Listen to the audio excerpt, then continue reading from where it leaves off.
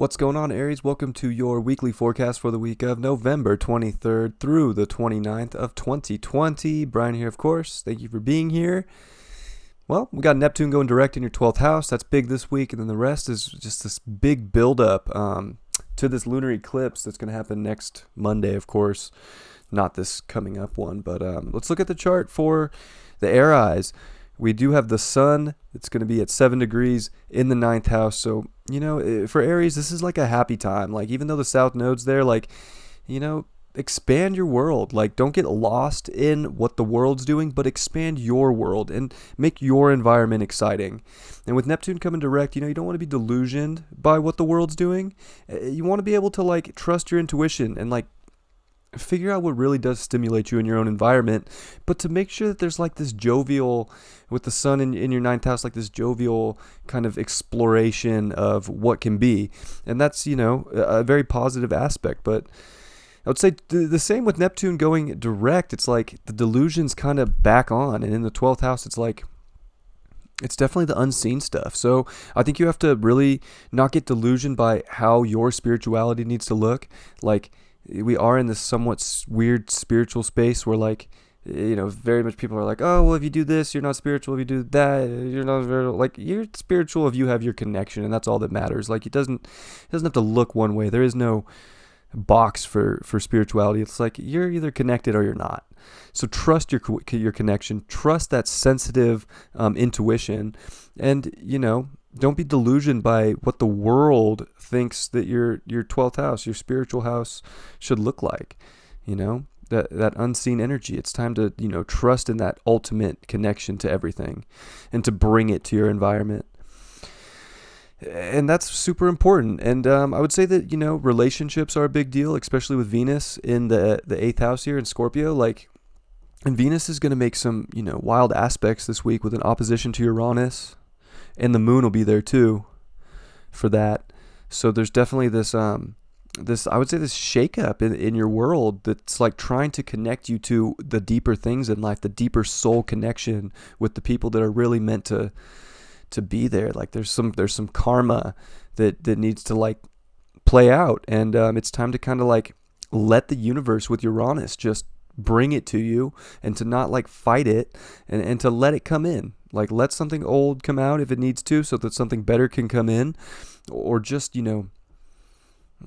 just really trust your soul instincts here, especially with Mars starting to move at 16 degrees, and then Chiron is going to be trining the sun in your first house. So there's still a lot going on in your first house, and I would say that it's definitely important to really to trust in those natural instincts within your own body, and to expand on those things, to explore what feels good, to explore the deeper side when it comes to relationships and even values in life, and maybe things need to die off so that new things can come in. And that's kind of the theme of Scorpio. And we do have Mercury there too, so your mind's trying to really uncover and figure out the deep things in your life that need to take place and be figured out, and uncover that treasure. But this Capricorn stellium, it's starting to move too. Jupiter and Saturn are on their way out of Capricorn, and both of them are about to rip. Jupiter's going to go through Aquarius in 3 months, just under 4 months. Crazy how fast Jupiter's going to be moving. So this is that last, we're inside a month of Jupiter and Saturn both moving into your 11th house, and there's sextile Mercury here. So you got to really think about your long term, and start putting those actions into play and make them happen for yourself.